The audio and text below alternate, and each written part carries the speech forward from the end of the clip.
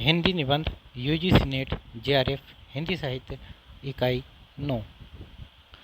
कविता क्या है 1939 ईस्वी रामचंद्र शुक्ल। सर्वप्रथम सरस्वती पत्रिका में 1909 ईस्वी में प्रकाशित। यह निबंध चिंतामणि भाग 1 में संकलित है। चिंतामणि भाग 1 के अंतर्गत निम्नलिखित निबंध हैं: भाव या मनोविकार, उत्साह, श्रद्धा भक्ति, करुणा, लज्जा और ग्लानि, लोभ और प्रीति, घृणा, ईर्ष्या, भय, क्रोध। कविता क्या है, भारतेंदु हरिश्चंद्र, तुलसी का भक्ति मार्ग, मानस की धर्मभूमि, काव्य में लोकमंगल की साधनावस्था, साधारणीकरण और व्यक्ति वैचित्रवाद और तथा रसात्मक बोध के विविध रूप। विषय वस्तु: कविता क्या है आचार्य शुक्ल का सबसे महत्वपूर्ण निबंध है। इस निबंध के माध्यम से शुक्ल जी ने अपनी काव्यशास्त्रीय मान्यताएं प्रस्तुत की है। उनकी कविता संबंधी मान्यताओं के साथ साथ इस निबंध का स्वरूप भी परिवर्तित होता गया है। 1909 के निबंध और 1939 के निबंध में कई वैचारिक परिवर्तन दिखाई देते हैं। संक्षेप में कहें तो काव्यशास्त्रीय मान्यताओं में रसवाद और लोकमंगलवाद का जो संलयन शुक्ल जी ने किया है, उसी को यह निबंध मूर्ति रूप देता है। इस निबंध में शुक्ल जी ने 14 प्रकरण उठाए हैं, जो इस प्रकार हैं: कविता क्या है, सभ्यता के आवरण और कविता, कविता और सृष्टि प्रसार, मार्मिक तथ्य, काव्य और व्यवहार, मनुष्यता की उच्च भूमि, भावना या कल्पना, मनोरंजन, सौंदर्य, चमत्कारवाद, कविता की भाषा, अलंकार, कविता पर अत्याचार, कविता की आवश्यकता। कविता क्या है, मनुष्य अपने भावों, विचारों और व्यवहारों के लिए दूसरों के भावों, विचारों और व्यवहारों के साथ कहाँ मिलता और कहीं लड़ाता हुआ अंत तक चलता है और इसी को जीना कहते हैं। जिस अनंत रूपात्मक क्षेत्र में यह व्यवसाय चलता रहता है, उसका नाम है जगत। जब तक कोई अपनी पृथक सत्ता की भावना को ऊपर किए इस क्षेत्र के नाना रूपों और व्यवहारों को अपने योगक्षेम, हानि, लाभ, सुख, दुख आदि के से संबद्ध करके देखता रहता है, तब तक उसका हृदय एक प्रकार से बद्ध रहता है। इन रूपों और व्यवहारों के सामने जब कभी वह अपनी पृथक सत्ता की धारणा से छूटकर अपने आप को बिल्कुल भूलकर विशुद्ध अनुभूति मात्र रह जाता है, तब वह मुक्त हृदय हो जाता है। जिस प्रकार आत्मा की मुक्तावस्था ज्ञान दशा कहलाती है, उसी प्रकार हृदय की यह मुक्तावस्था रस दशा कहलाती है। हृदय की इसी मुक्ति की साधना के लिए मनुष्य की वाणी जो शब्द विधान करती आई है, उसे कविता कहते हैं। इस साधना को हम भाव योग कहते हैं और कर्मयोग और ज्ञान योग का समकक्ष मानते हैं। कविता ही मनुष्य के हृदय को स्वार्थ संबंधों के संकुचित मंडल से ऊपर उठाकर लोक सामान्य भाव भूमि पर ले जाती है, जहाँ जगत की नाना गतियों के मार्मिक स्वरूप का साक्षात्कार और शुद्ध अनुभूतियों का संचार होता है। इस भूमि पर पहुँचे हुए मनुष्य को कुछ काल के लिए अपना पता नहीं रहता। वह अपनी सत्ता को लोक सत्ता में लीन किए रहता है। उसकी अनुभूति सबकी अनुभूति होती है या हो सकती है। इस अनुभूति योग के अभ्यास से हमारे मनोविकार का परिष्कार तथा शेष सृष्टि के साथ हमारे रागात्मक संबंध की रक्षा और निर्वाह होता है। जिस प्रकार जगत अनेक रूपात्मक है, उसी प्रकार हमारा हृदय भी अनेक भावात्मक है। सभ्यता के आवरण और कविता। सभ्यता की वृद्धि के साथ साथ ज्यों ज्यों मनुष्यों के व्यवहार बहुरूपी और जटिल होते गए, त्यों त्यों उसके मूल रूप बहुत कुछ आच्छन्न होते गए। कुछ भावों के विषय तो अमूर्त तक होने लगे, जैसे कीर्ति की लालसा। ऐसे भावों को ही बौद्ध दर्शन में अरूप राग कहते हैं। इसी से प्रच्छन्नता का उद्घाटन कवि कर्म का एक प्रमुख अंग है। ज्यों ज्यों सभ्यता बढ़ती जाएगी त्यों त्यों कवियों के लिए यह काम बढ़ता जाएगा। मनुष्य के हृदय की प्रवृत्तियों से सीधा संबंध रखने वाले रूपों और व्यवहारों का प्रत्यक्ष करने के लिए उसे बहुत से पदों को हटाना पड़ेगा। इससे यह स्पष्ट है कि ज्यों ज्यों हमारी वृत्तियों पर सभ्यता के नए नए आवरण बढ़ते जाएंगे त्यों त्यों एक ओर तो कविता की आवश्यकता बढ़ती जाएगी, दूसरी ओर कवि कर्म कठिन होता जाएगा। काव्य के लिए अनेक स्थलों पर हमें भावों के विषयों के मूल और आदिम रूपों तक जाना होगा, जो मूर्त और गोचर होंगे। जब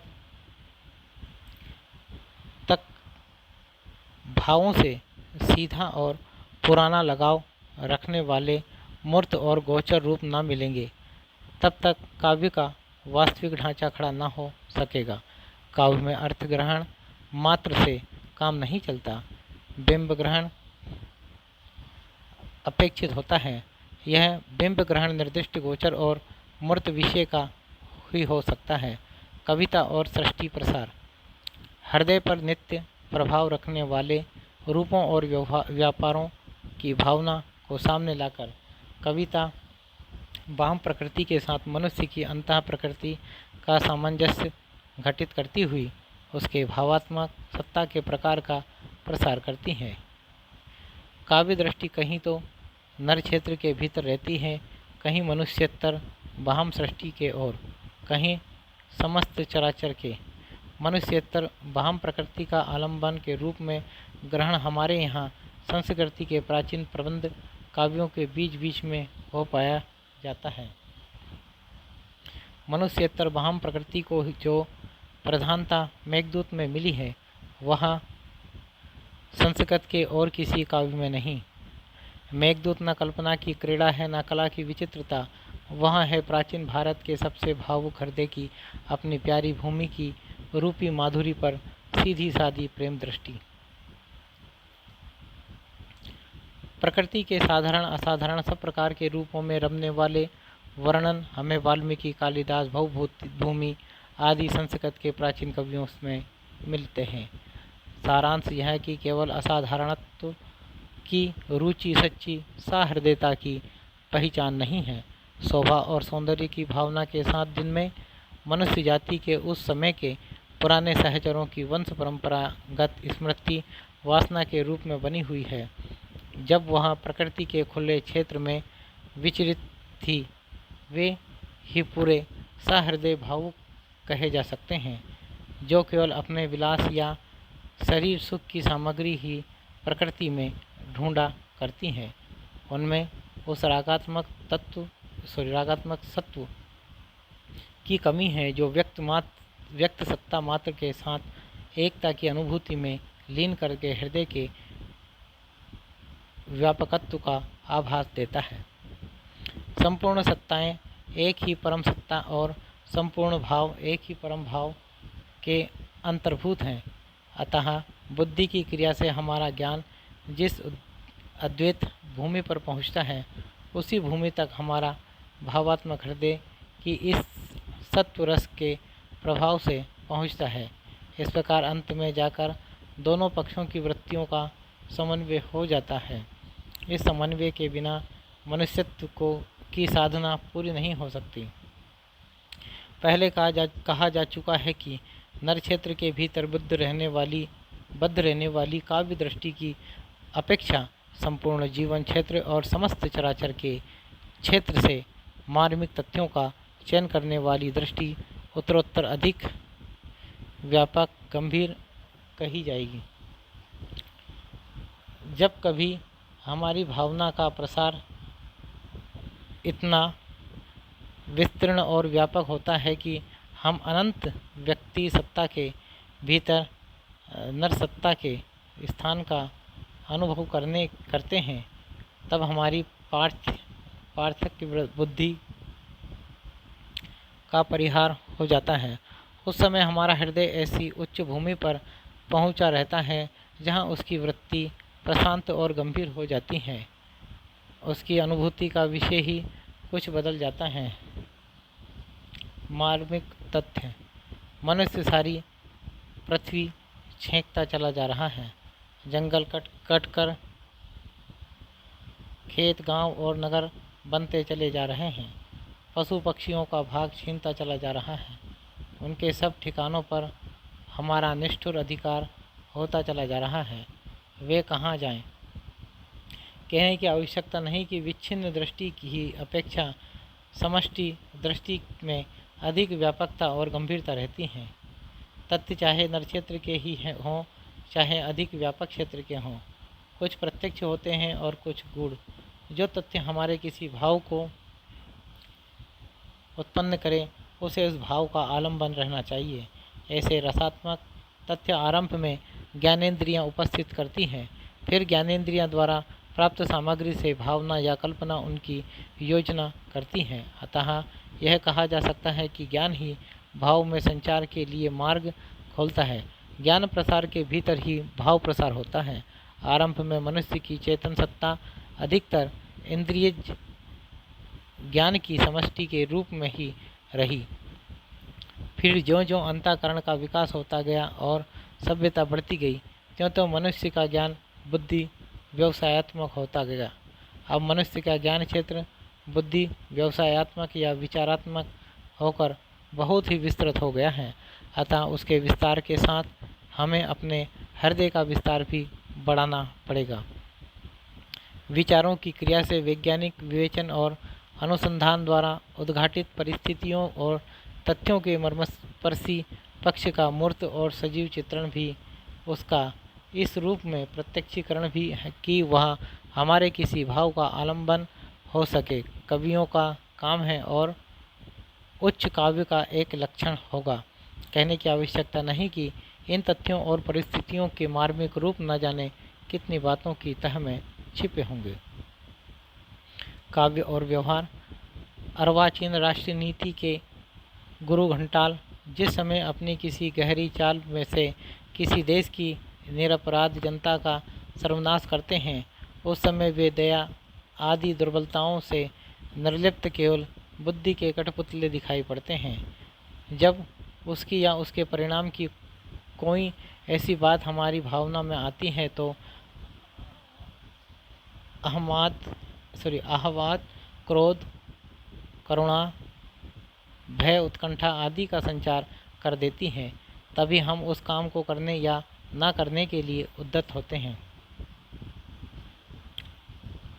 कविता तो भाव प्रसार द्वारा कर्मण्य के लिए कर्मक्षेत्र का और विस्तार कर देती हैं। मनुष्यता की उच्च भूमि।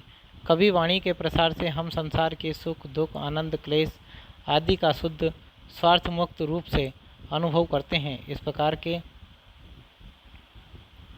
अनुभव के अभ्यास से हृदय का बंधन खुलता है और मनुष्यता की उच्च भूमि की प्राप्ति होती है।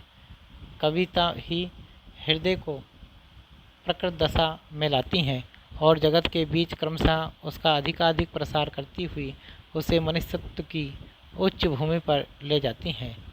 भावना और कल्पना। जो वस्तु हमसे अलग है, हमसे दूर प्रतीत होती है, उसकी मूर्ति मन में लाकर उसके सामीप्य का अनुभव करना ही उपासना है। साहित्य वाले इसी को भावना कहते हैं।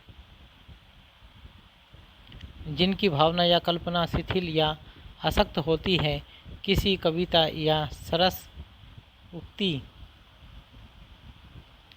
को पढ़ सुनकर उनके हृदय में मार्मिकता होते हुए भी वैसी अनुभूति नहीं होती। कल्पना दो प्रकार की होती है, विधायक और ग्राहक। कवि में विधायक कल्पना अपेक्षित होती है और श्रोता या पाठक में अधिकतर ग्राहक। मनोरंजन। प्रायः सुनने में आता है कि कविता का उद्देश्य मनोरंजन है, पर जैसा कि हम पहले कह आए हैं, कविता का अंतिम लक्ष्य जगत के मार्मिक पक्षों का प्रत्यक्षीकरण करके उनके साथ मनुष्य हृदय का सामंजस्य स्थापन है। यूरोपीय समीक्षकों ने आनंद को काव्य का परम लक्ष्य ठहराया। इस प्रकार मार्ग को ही अंतिम गंतव्य स्थान मान लेने के कारण बड़ा गड़बड़ झाला हुआ। मन की अनुरंजित करना, उसे सुख का आनंद पहुंचाना ही यदि कविता का अंतिम लक्ष्य माना जाए तो कविता भी केवल विलास की एक सामग्री हुई। हिंदी के रीतिकाल के कवि तो मानो राजाओं महाराजाओं की काम वासना उत्तेजित करने के लिए रखे जाते थे। सौंदर्य सौंदर्य बाहर की कोई वस्तु नहीं है, मन के भीतर की वस्तु है। जिस वस्तु के प्रत्यक्ष ज्ञान या भावना से तदाकार परिणति जितनी ही अधिक होगी, उतनी ही वह वस्तु हमारे लिए सुंदर कही जाएगी। इस विवेचन से स्पष्ट है कि भीतर बाहर का भेद व्यर्थ है। जो भीतर से बाहर आए हैं, मनुष्यता की सामान्य भूमि पर पहुंची हुई संसार की सब सभ्य जातियों में सौंदर्य के सामान्य आदर्श प्रतिष्ठित हैं। सुंदर और कुरूप काव्य में बस ये ही दो पक्ष हैं, भला बुरा, शुभ अशुभ, पाप पुण्य, मंगल अमंगल, अनुपयोगी उपयोगी। ये सब शब्द काव्य क्षेत्र के बाहर के हैं। ये नीति, धर्म,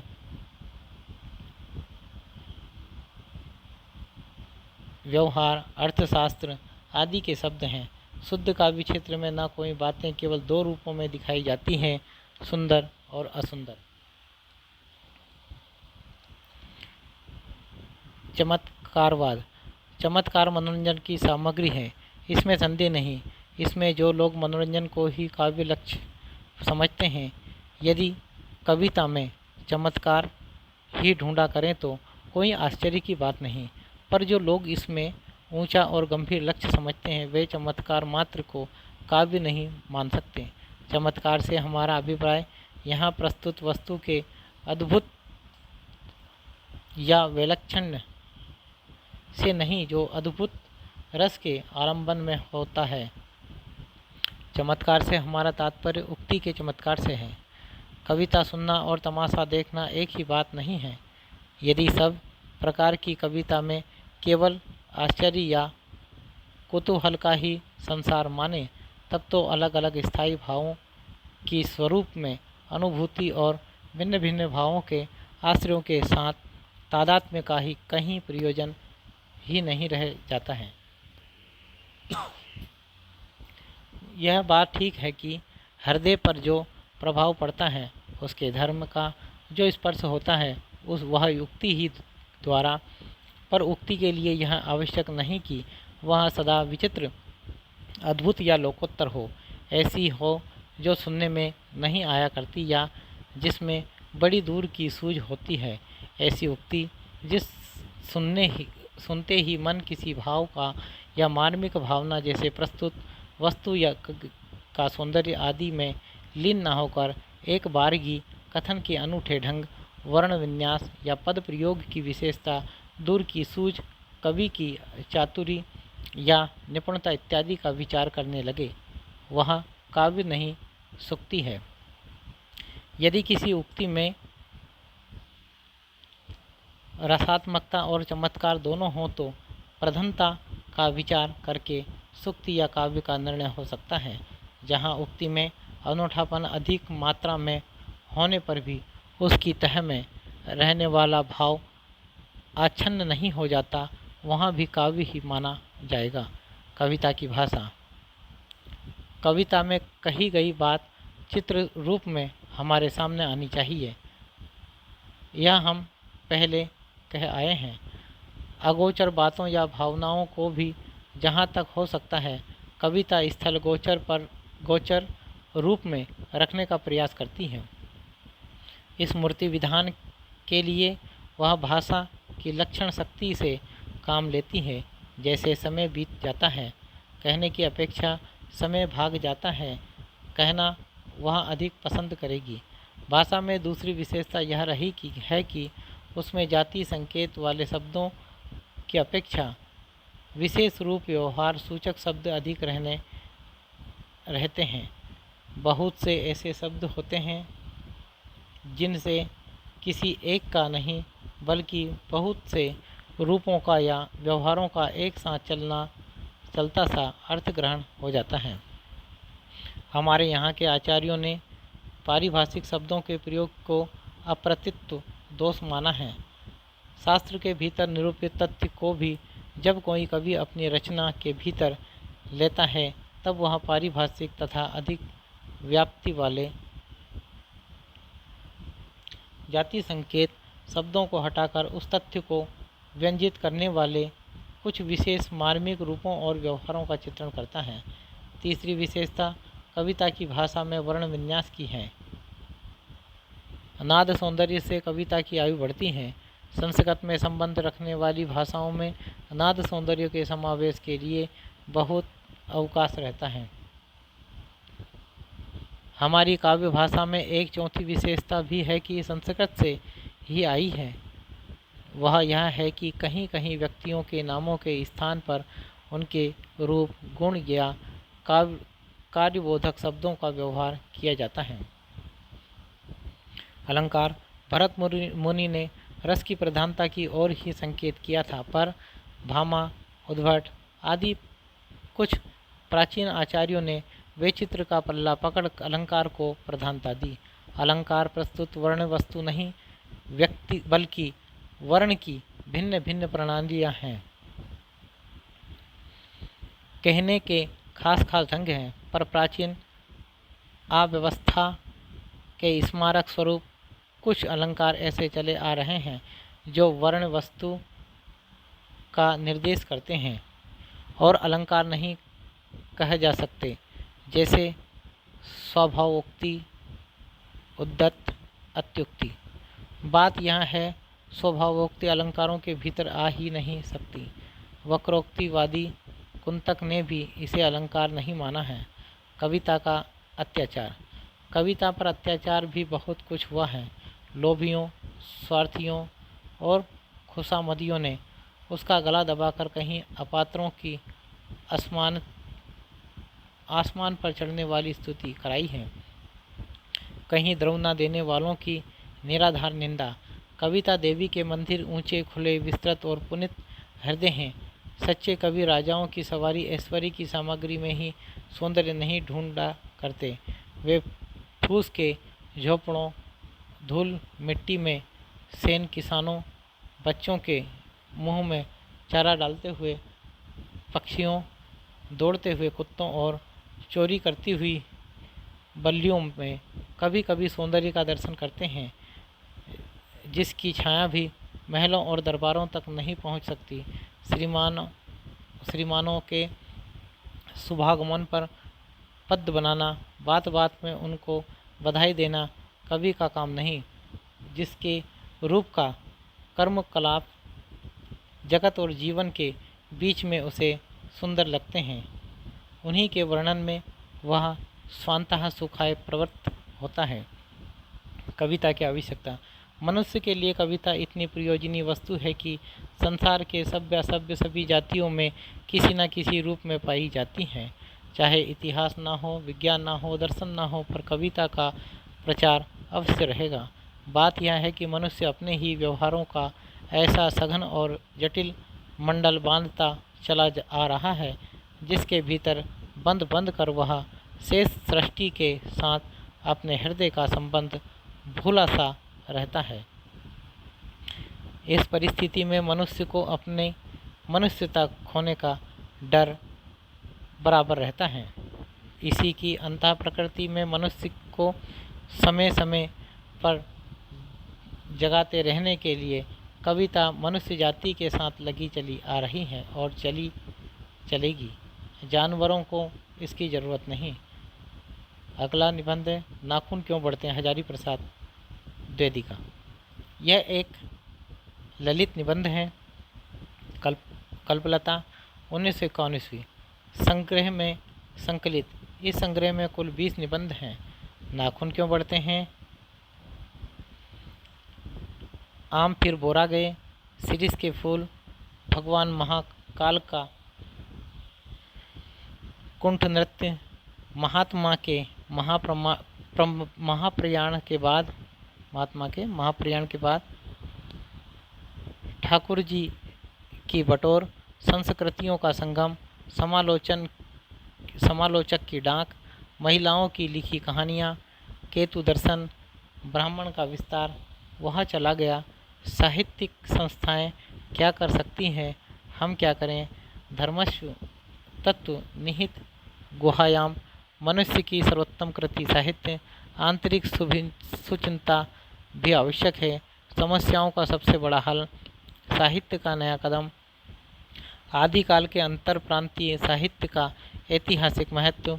द्विवेदी जी लिखते हैं, मैं साहित्य को मनुष्य की दृष्टि से देखने का पक्षपाती हूँ। समस्त मानव समाज को सुंदर बनाने की साधना का नाम साहित्य है। द्विवेदी जी के मानवतावाद और साहित्य का केंद्र बिंदु मनुष्य है। द्विवेदी जी की ख्याति हिंदी में आलोचक और निबंधकार दोनों रूपों में है। वे अपने अच्छे आलोचक हैं अथवा अच्छे निबंधकार, यह निर्णय करना आसान नहीं। गुलाब राय। विषय वस्तु। कहा जाता है कि आचार्य हरजारी प्रसाद द्विवेदी के निबंध से ही हिंदी में ललित निबंध की एक सशक्त विधा के रूप में शुरुआत हुई। नाखून क्यों बढ़ते हैं शीर्षक निबंध में मनुष्य की दुर्बलताओं को लक्षित करते हैं। दूसरी तरफ उसकी शक्ति और रचनाशील प्रवृत्ति का दर्शन भी कराते हैं। वे मनुष्य को करुणा, दया, मैत्री, बंधुत्व एवं भाईचारे की भावना में रत होने की शिक्षा देते हैं। इन्हीं भावों के संरक्षण में उसका बड़प्पन देखते हैं।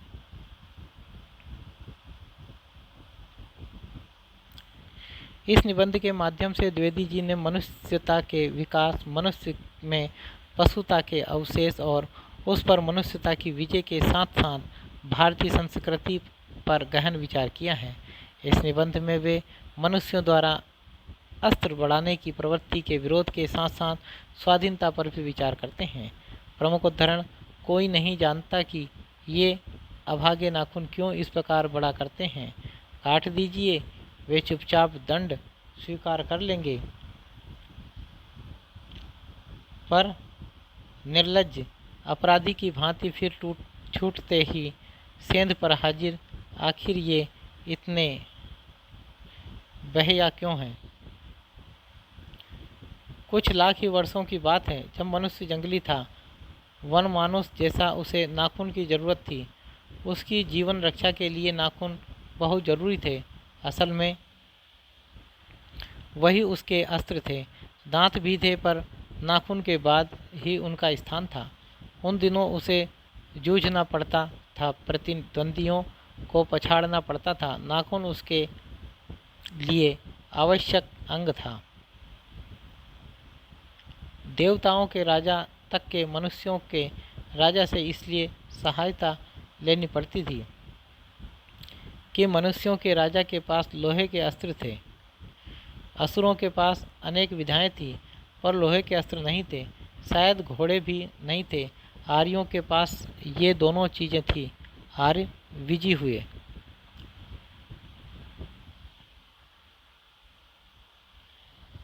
तुम वही लाख वर्ष पहले के नख दंतावलंबी जीव हो, पशु के साथ एक ही सतह पर विचरने वाले और चरने वाले।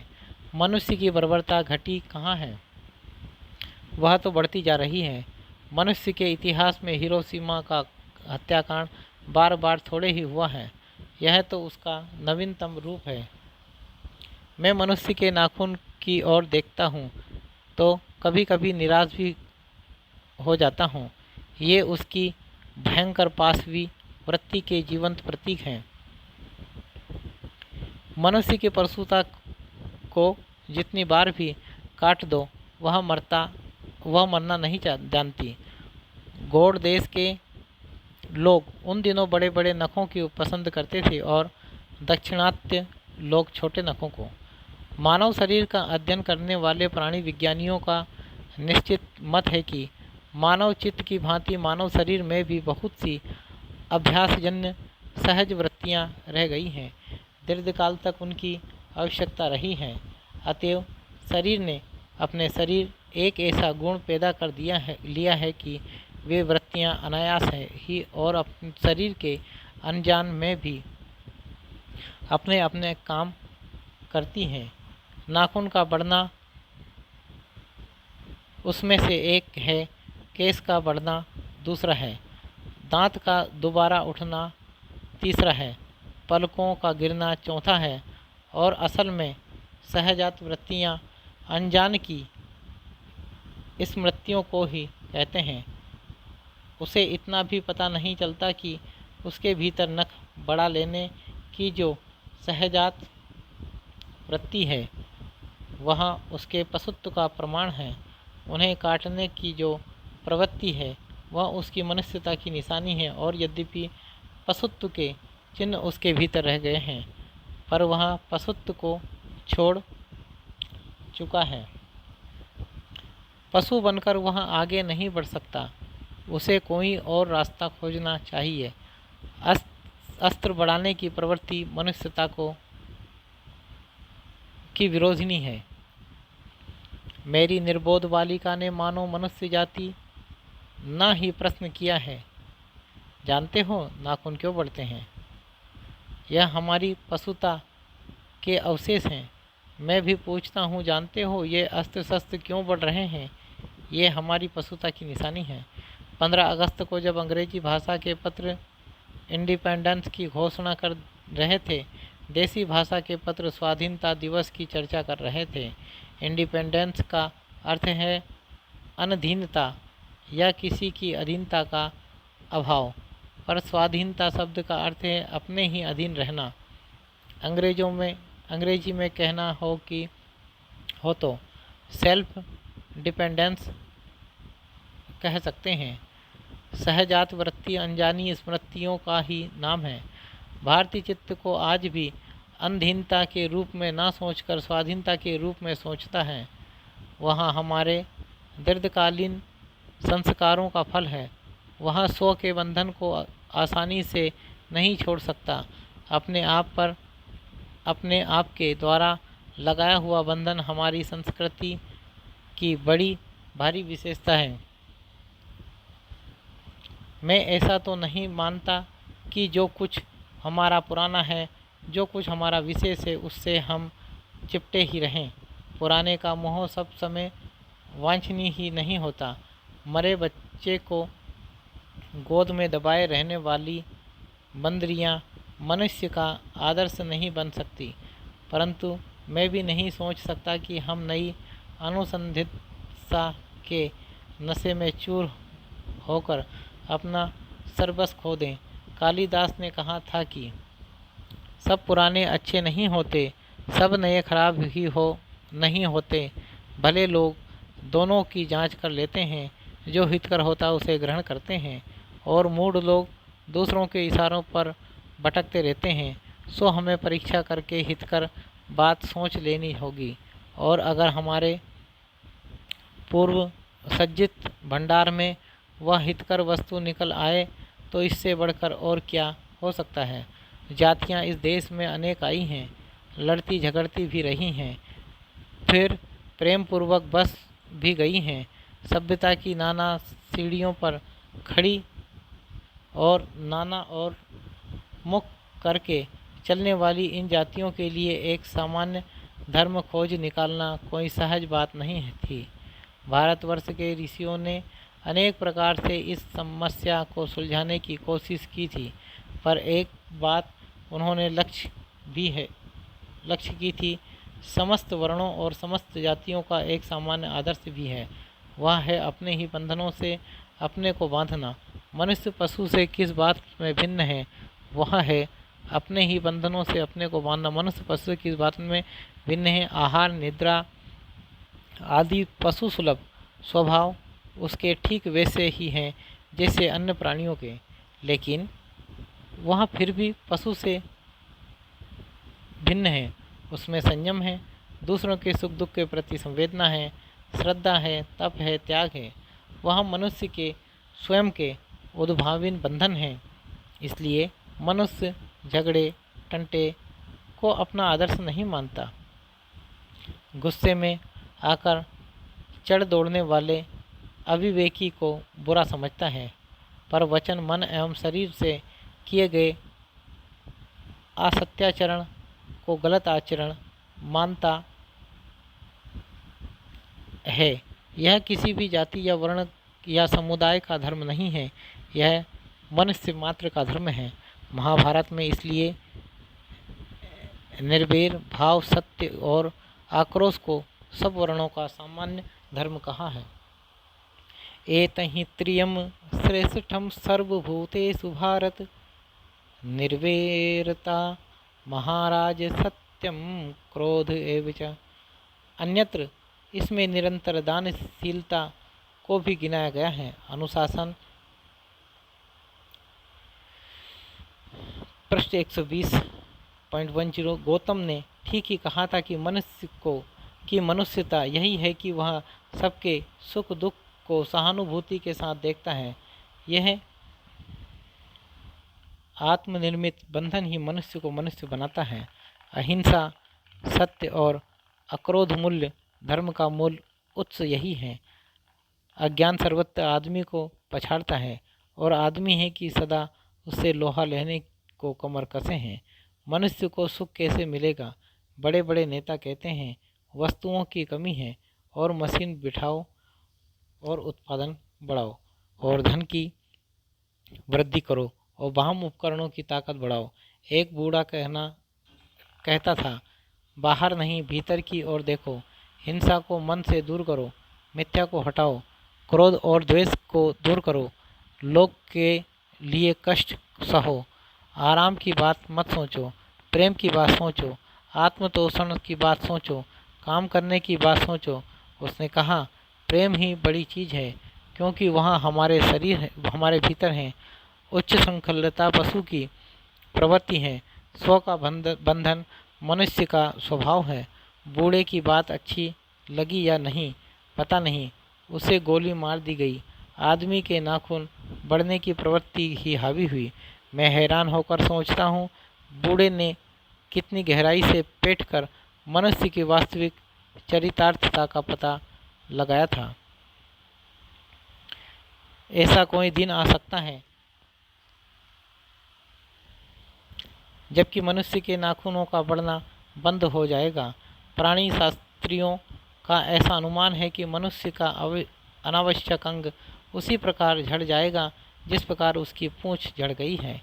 उस दिन मनुष्य की पशुता भी लुप्त हो जाएगी। शायद उस दिन वह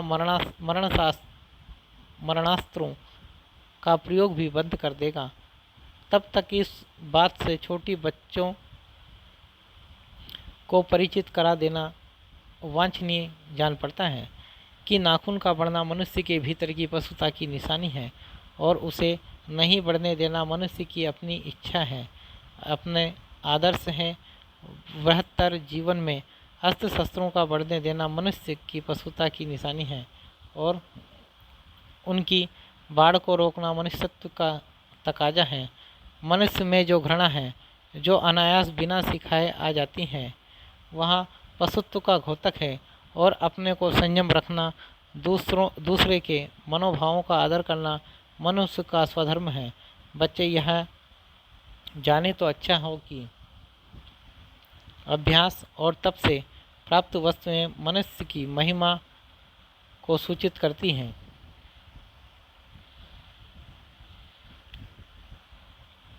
सफलता और चरितार्थ में अंतर है।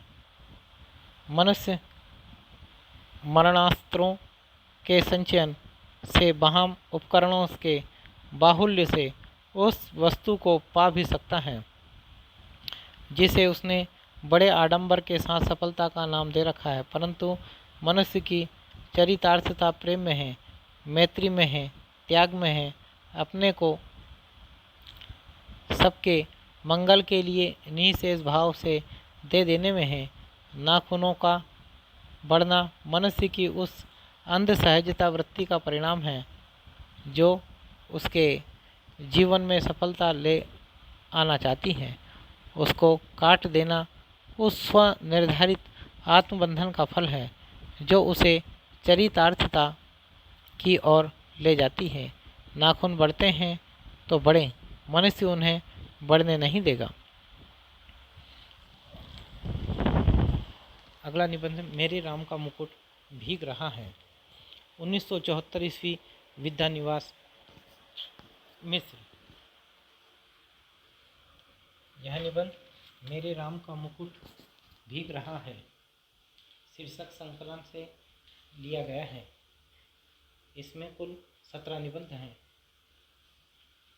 मुकुट, मेला और नुपुर विंध्य की धरती का वरदान, अमरकंटक की सालती स्मृति, राष्ट्रपति की छाया, बेतवा के तीर पर हुई है शिला, सब चंद्रमुखी, रेवा से रीवा, कलचूरियों की राजधानी गुर्गी, रूपहला धुआं, मेघदूत का संदेश, स्वाधीनता युग के कटघरे में हिंदी, सावनी, स्वाधीनता एक निर्वासित श्यामा, अयोध्या उदास लगती है, खामोशी की झील, राधा माधव हो गए बालू के ढूं, मेरे राम का मुकुट भीग रहा है। अपनी बात भूमिका से। इस निबंध संग्रह में आधे निबंध पुराने हैं और आधे नए। पुराने निबंध इस निबंध संग्रह की यायावरी पर्याकुल वृत्ति के समीप हैं, इसलिए यहाँ जोड़ दिए गए हैं। यह वैसे अद्भुत लगता है कि 17 वर्षों का अंतराल हो गया है। मैं विंध्य प्रदेश के प्रवासी की जिंदगी व्यतीत करता हुआ भी आत्मीयता पा रहा था और एकाएक उस प्रदेश से बिछुड़ना पड़ा। उस आत्मीयता की तलाश में भीतर के जंगलों और वीरान पठारों की यात्रा करता रहा हूँ। एक तरह से वह प्रवास अपने दर्द के साथ घर में ही आ पहुँचा है। विषय वस्तु, लेखक विद्यानिवास मिश्र द्वारा रचित मेरे राम का मुकुट भीग रहा है एक प्रमुख ललित निबंध है। इस निबंध में लेखक ने पुरानी पीढ़ी और नई पीढ़ी के विचारों एवं व्यवहारों में अंतर, मध्यम वर्गीय व्यक्ति की समस्या, माँ कौशल्या के मन की चिंता एवं मनुष्य जीवन की सार्थकता आदि विषयों पर अपना गंभीर चिंतन व्यक्त किया है। लेखक ने पौराणिक राम कथा के आधार पर आधुनिक काल की परिस्थितियों का चित्रण किया है। मिश्र जी इस निबंध में आधुनिक चिंताओं के वृक्ष भारतीय लोक संस्कृति की व्याख्या करते हैं। प्रमुख उद्धरण, महीनों से मन बेहद बेहद उदास है। उदासी की कोई खास वजह नहीं, कुछ तबीयत ढीली, कुछ आसपास के तनाव और कुछ उनसे टूटने का डर। खुले आकाश के नीचे भी खुलकर सांस लेने की जगह की कमी। जिस काम में लगकर मुक्ति पाना चाहता हूँ उस काम में हजारों बाधाएं।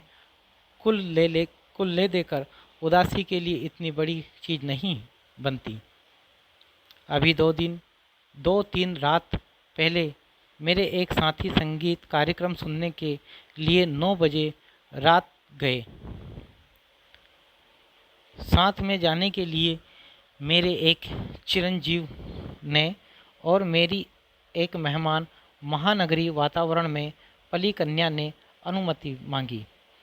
बचपन में दादी नानी जाते पर वह गीत गाती। मेरे घर से बाहर जाने पर, विदेश में रहने पर वे यही गीत विह्वल होकर गाती। मेरे लाल को कैसा वनवास मिला है। जब मुझे दादी नानी की इस आकुलता पर हंसी भी आती, गीत का स्वर बड़ा मीठा लगता, हाँ, तब उसका दर्द नहीं छूता। पर इस प्रतीक्षा में एकाएक उसका दर्द उस ढलती रात में उभर आया और सोचने लगा।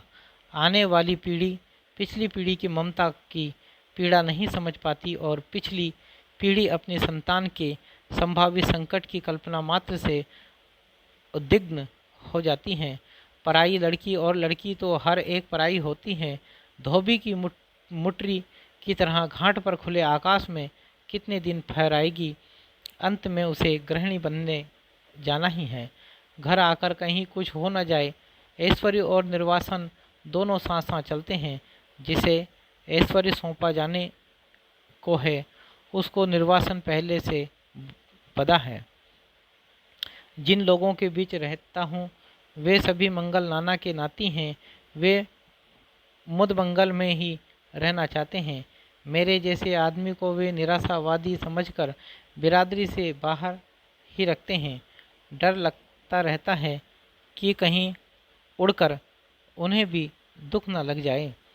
पर मैं अशेष मंगल कामनाओं के पीछे से झांकती हुई दुर्निवार शंकाकुल आँखों में झांकता हूँ तो मंगल का सारा उत्साह फीका पड़ जाता है और बंधनवार न दिखकर बटोरी हुई रस्सी की शक्ल में कुंडली मारे नागिन दिखती है। मंगल घट ओंधाई हुई अधफूटी गगरी दिखता है। उत्सव की रोशन का तामझाम धुओं की गांठों का अंबार दिखता है और मंगलवाद डेरा उखाड़ने वाले अंतिम कारबदार की उसांस में बजकर एक बारगी बंद हो जाता है। लागती अवध भयावह भारी मानहु काल राति अधियारी। कैसे मंगलमय प्रभात की कल्पना थी और कैसी कालरात्रि आ गई है, एक दूसरे को देखने से डर लगता है। उत्सर्ग को और उन्मुख समष्टि का चैतन्य अपने ही घर से बाहर कर दिया गया। उत्कर्ष की मनुष्य की उद्धोन्मुख चेतना की यही कीमत सनातन काल से अदा की जाती रही है। इसलिए जब कीमत अदा कर ही दी गई तो उत्कर्ष कम से कम सुरक्षित रहे, यह चिंता स्वाभाविक हो जाती है। राम भीगे तो भीगे, राम के उत्कर्ष की कल्पना ना भोगे, वह हर बारिश में हर दुर्दिन में सुरक्षित रहें। उस शक्ति का एकनिष्ठ प्रेम पाकर राम का मुकुट है, क्योंकि राम का निर्वासन वस्तुतः सीता का दूहरा निर्वासन है। राम तो लौटकर राजा होते हैं, पर रानी होते सीता राजा राम द्वारा वन में निर्वासित कर दी जाती है। राम के साथ लक्ष्मण है, सीता वन्य पशुओं से घिरी हुई विजन में सोचती है, प्रसव की पीड़ा हो रही है, कौन इस बेला में सहारा देगा, कौन प्रसव के समय प्रकाश दिखाएगा, कौन मुझे संभालेगा, कौन जन्म के गीत गाएगा। राम का मुकुट इतना भारी हो उठता है कि राम उस बोझ से कराह उठते हैं और इस वेदना के चित्कार में सीता के माथे का सिंदूर और दमक उठता है। सीता का वर्चस्व और प्रखर हो उठता है। अपने लड़के पर लौट आए बारिश से नहीं, संगीत से भीगकर मेरी दादी नानी के गीतों के राम, लखन और सीता अभी भी वन वन भीग रहे हैं। इतने में मन में एक चोर धीरे से फुसफुसाता है, राम तुम्हारे कब से हुए, तुम जिसकी बुनावट पहचान में नहीं आती, जिसके व्यक्तित्व के ताने बाने तार तार होकर अलग हो गए हैं, तुम्हारे कहे जाने वाले कोई भी हो सकते हैं कि वह तुम कह रहे हो मेरे राम। और चोर की बात सच लगती है। मन कितना बटा हुआ है, मनचाही और अनचाही दोनों तरह की हजार चीज़ें हैं चीज़ों में। और इतने में पूरब से हल्की उजास आती है और शहर के इस शोर भरे बियाबान में चक्की के स्वर के साथ चढ़ती उतरती जतसार गीती हल्की सी सिंहरण पैदा कर जाती हैं। इतनी असंख्य कौशल्याओं के कंठ में बसी हुई जो एक अरूप ध्वनिमयी कौशल्या है, उसकी सृष्टि के संकट में उसके सतत उत्कर्ष के लिए आकुल उस कौशल्या की ओर, उस मानवीय संवेदना की ओर ही कहीं रहा है, घास के नीचे दबी हुई। उस राह पर तुलसी और उसके मानस के नाम पर बड़े बड़े तमाशे होंगे, फुलझड़ियाँ दगेंगी, सैर सपाटे होंगे, पर वह राह ढकी ही रह जाएगी। केवल चक्की का स्वर, श्रम का स्वर, ढलती रात में, भीगती रात में अनसोए वात्सल्य का स्वर तलाशता रहेगा। किस ओर राम मुड़े होंगे बारिश से बचने के लिए, किस ओर बता दो सखी। अगला निबंध है मजदूरी और प्रेम, 1912 ईस्वी में अध्यापक पूर्ण सिंह द्वारा लिखित। द्वितीय युगीन निबंधकारों में सरदार पूर्ण सिंह सर्वाधिक सशक्त निबंधकार माने जाते हैं। उनके व्यक्तित्व व्यंजक ललित निबंध द्वितीय युग की महत्वपूर्ण उपलब्धि है। आचरण की सभ्यता, सच्ची वीरता, मजदूरी और प्रेम, पवित्रता, कन्यादान, उनके महत्वपूर्ण निबंध हैं।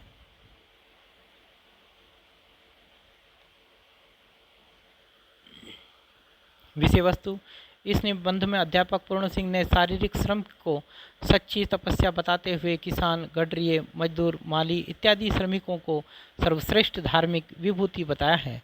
निबंधकार की दृष्टि में दार्शनिकों, कवियों तथा कलाकारों की तुलना में मेहनतकश मजदूर श्रेष्ठ हैं।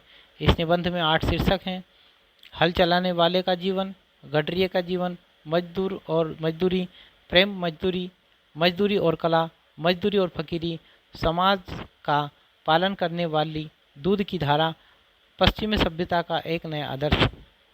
प्रमुख उदाहरण: हल चलाने वाले का जीवन। हल चलाने वाले और भेड़ चराने वाले प्रायः स्वभाव से ही साधु होते हैं। हल चलाने वाले अपने शरीर का हवन किया करते हैं। खेत उनकी हवनशाला है।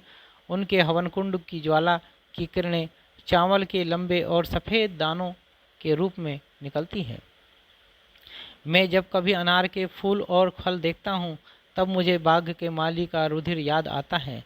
किसान मुझे अन्न में, फूल में, फल में आहुति देता हुआ सा दिखाई देता है। खेती उसके ईश्वरीय प्रेम का केंद्र है। वृक्षों की तरह उसका भी जीवन एक प्रकार का मौन जीवन है।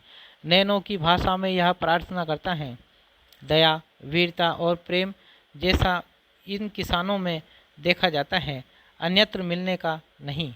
गुरु नानक ने ठीक कहा है, भोले भाव मिले रघुराई।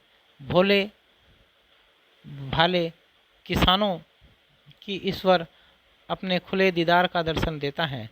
ये प्रकृति के जवान साधु हैं। जब कभी मैं इन बेमुकुट के गोपाल का दर्शन करता हूँ, मेरा सिर स्वयं ही झुक जाता है। गडरिये का जीवन, वह निरोगता की पवित्र मदिरा से मस्त हो रहा है। बाल उसके सारे सफ़ेद हैं, और क्यों ना सफ़ेद हों। सफ़ेद भेड़ों का मालिक जो ठहरा, परंतु उसके कपोलों से लाली फूट रही है। बर्फानी देशों में वह मानो विष्णु के समान क्षीर सागर में लेटा है। मकान इनका बेमकान है, घर इनका बेघर है। ये लोग बेनाम हैं और बेपता हैं। किसी के घर कर में न घर कर बैठना, इस दारे पानी में ठिकाना बेठिकाना, और मका वरला मका रखना। हुए थे आँखों के कल इशारे, इधर हमारे उधर तुम्हारे। चले थे अश्कों के क्या फवारे, इधर हमारे उधर तुम्हारे। जो खुदा को देखता हो तो मैं देखता हूँ तुमको, मैं देखता हूँ तुमको जो खुदा को देखता हो।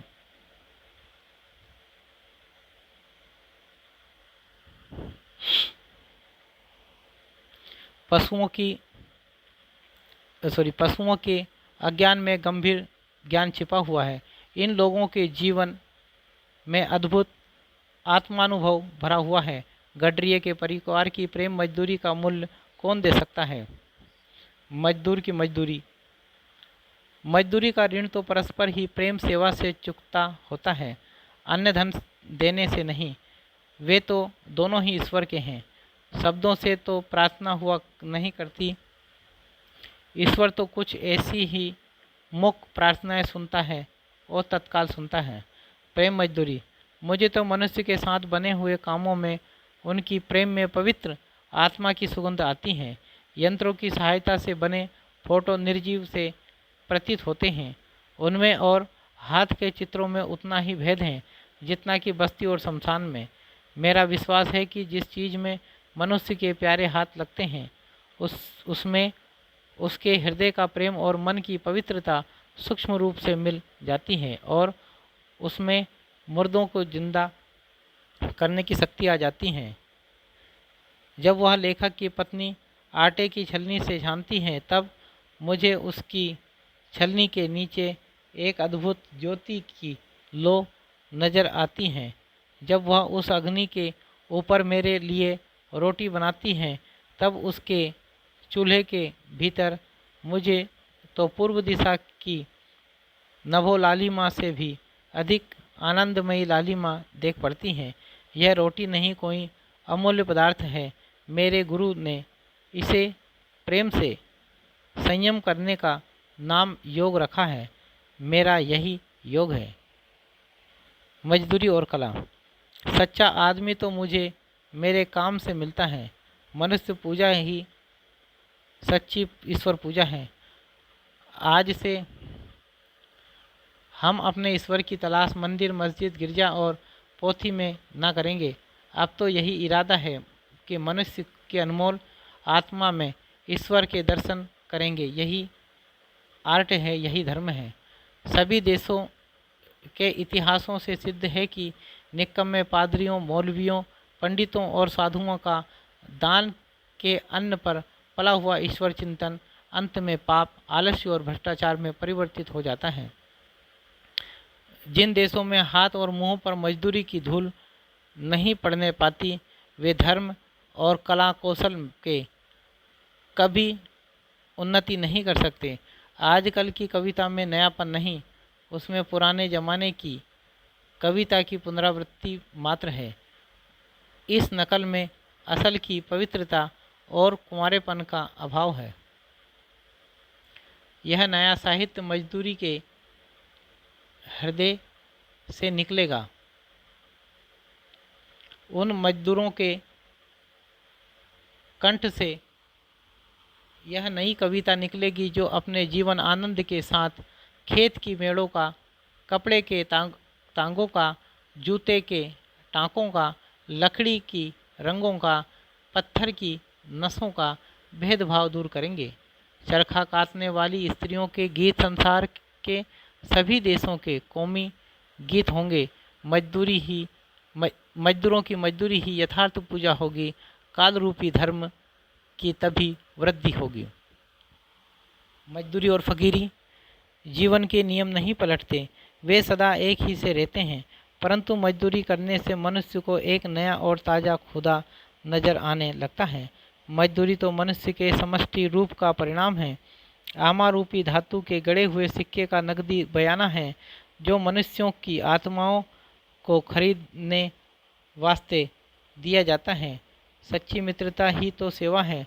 उससे मनुष्यों के हृदय पर सच्चा राज्य हो सकता है। जाति पाति, रूप रंग और नाम धाम तथा बाप दादे का नाम पूछे बिना ही अपने आप को किसी के हवाले कर देना प्रेम धर्म का तत्व है।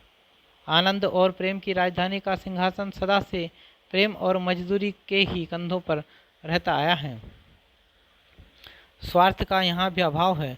जब स्वार्थ कोई वस्तु की ही नहीं, तब निष्काम और कामनापूर्ण कर्म करना दोनों ही एक बात हुई। इसलिए मजदूरी और फकीरी का अन्योन्याश्रय संबंध है। मजदूरी करना जीवन यात्रा का आध्यात्मिक नियम है।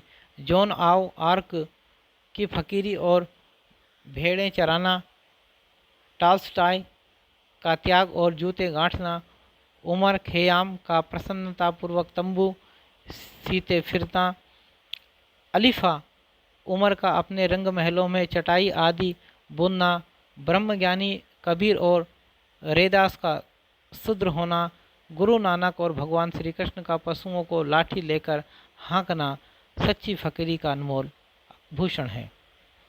समाज का पालन करने वाली दूध की धारा। मजदूरी करने से हृदय पवित्र होता है। संकल्प दिव्य लोकांतर में विचरते हैं। हाथ की मजदूरी ही से सच्चे ऐश्वर्य की उन्नति होती है। एक जापानी तत्वज्ञानी का कथन है कि हमारे 10 करोड़ उंगलियां सारे काम करती हैं। उन उंगलियों ही के बल से संभव है हम जगत को जीत लें।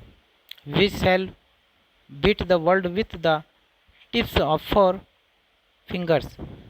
जब तक धन और ऐश्वर्य की जन्मदात्री हाथ की कारीगरी की उन्नति नहीं होती, तब तक भारतवर्ष की क्या किसी भी देश या जाति की दरिद्रता दूर नहीं हो सकती। यदि भगवान की 30 करोड़ नर नारियों की उंगलियां मिलकर यदि भारत की 30 करोड़ नर नारियों की उंगलियां मिलकर कारीगरी के काम करने लगे तो उनकी मजदूरी की बदौलत कुबेर का महल उनके चरणों में आप ही आप आ गिरे। पश्चिमी सभ्यता का नया आदर्श। पश्चिमी सभ्यता मुख मोड़ रही है, वह एक नया आदर्श देख रही है। अब उसकी चाल बदलने लगी है। वह कलों की पूजा को छोड़कर मनुष्य की पूजा को अपना आदर्श बना रही है। इस आदर्श के दर्शाने वाले देवता रस्किन और टॉलस्टॉय आदि हैं। भारतवर्ष जैसे दरिद्र देश में मनुष्य के हाथों की मजदूरी के बदले कलों से काम लेना काल का डंडा बजाना होगा। प्यारी मनुष्य जाति का सुख ही जगत के मंगल का मूल साधन है। बिना उसके सुख के अन्य सारे उपाय निष्फल हैं। आओ, यदि हो सके तो टोकरी उठाकर कुदाली हाथ में लें, मिट्टी खोदें और अपने हाथ से उसके प्याले बनावें। फिर एक एक प्याला घर घर में कुटिया कुटिया में रखावें और सब लोग उसी में मजदूरी का प्रेमामृत पान करें। है रीत आशिकों की तन मन निसार करना, है रीत आशिकों की तन मन निसार करना, रोना सितम उठाना और उनको प्यार करना, रोना सितम उठाना और उनको प्यार करना।